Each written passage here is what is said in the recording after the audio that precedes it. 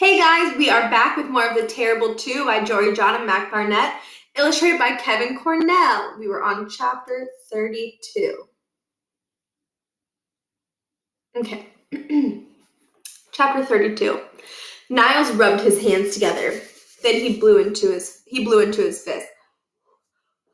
It was the first time Miles had ever seen Niles nervous. Niles raised his hands to his mouth. His voice was startling in the blackness. Hey, boss! Hey, boss! Hup, hup! Nothing happened. That wasn't good. It's fine, Niles said. Different farmers use different calls. Okay, Miles said. Niles cried out again. Sue, boss! Sue, boss! Silence. A sheepish shrug from Niles. Niles chewed on his thumb. This part had not been his responsibility. Maybe it should have been. I've got some more. Niles cleared his throat. Come, boss! Come, boss! Somewhere nearby, a cow mooed. Moo. And so did another cow. Moo. And another. Moo. The night was full of moos of cows. The night was full of the moos of cows. The moos were nearby, and they were getting closer. Come, boss, said Niles. Moo, said the cows. Ha ha, said Miles, except he didn't say it. He was actually laughing. A big cow-shaped shadow came over the hill, mooing and ringing. Hey, bossy, said Niles. She's got a bell around her neck. That's the lead cow. Now the cows came from all over, up from the gully, out from the trees. The meadow filled with one of Bob Barkin's dairy herds, perhaps wondering why this morning's milking was starting so early, but probably not. After all, they were cows. Bossy was getting close now, and some of the cows were beginning to fall in behind her. Niles clapped his hands. Okay, let's go! Niles hopped on the bike. Come, boss, he shouted. He reached back and threw a handful of hay in the direction of the approaching herd. Bossy scooped it up without stopping and kept moving toward Niles. Standing up on the pedals, Niles' Sparks started to ride. Bossy followed the hay, and the cows followed Bossy. Miles had a job to do. Chapter 33. In almost 2 months of reading about moving cows, Miles Murphy's favorite bit was a passage from J.M. Iverson's Herding with Dignity. Every creature on earth is either predator or prey. A cow is a prey animal. Cows think like prey. They react like prey. If you want to move cows, you've got to move like a predator. Miles eyed the herd. They were ambling around in a clump, calves and cows both, sort of following Niles' bike as he pedaled through the pasture.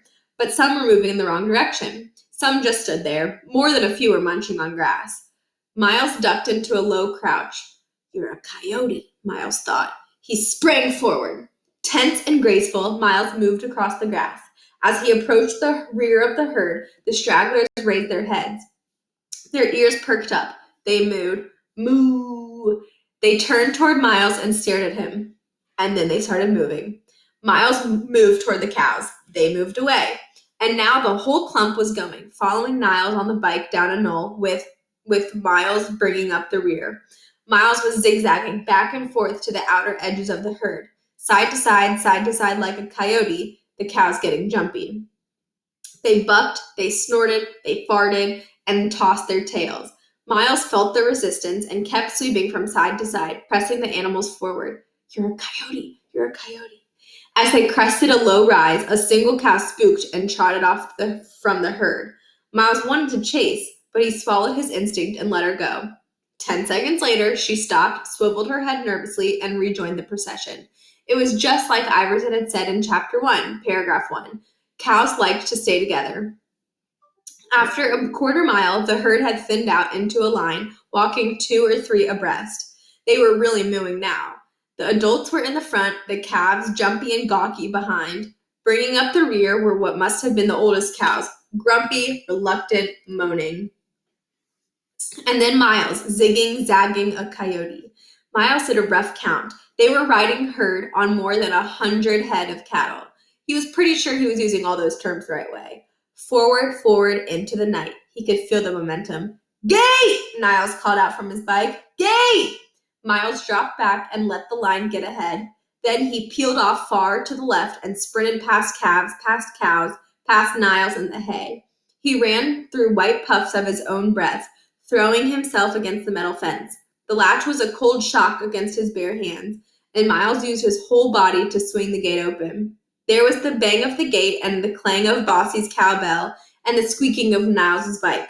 Miles ran alongside the fence for a while, picked a spot to climb over, and dropped down to the ground.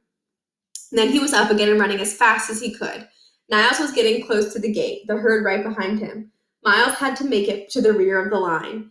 He took his position in time to see Niles coast through the gate, tossing some hay over his shoulder. "Come, boss! Come, boss!" Bossy was through, then the next 2 cows, then more. Miles pressed forward, willing the cows to move, to walk on. Get through the gate, get through the gate. He was relentless, alert to the motion of the herd and the movements of individual cows. Miles breathed in the heat from their bodies. Their smell, rich and sweet, was in his nose and in his throat. And soon all the cows were through the gate, and so was Miles. He stopped to take a breath. Up ahead, his friend was riding a bike in the light of a rising moon. His friend. And Miles was here, breathing, and there was a line of 100 cows between them. It was after midnight, and nobody, not Miles, not Niles, not the cows, was where they were supposed to be, and that felt right. Miles dropped to a crouch and sank his fingers into the damp earth. In the soil, beetles shuddered, worms tunneled, grass strived upward.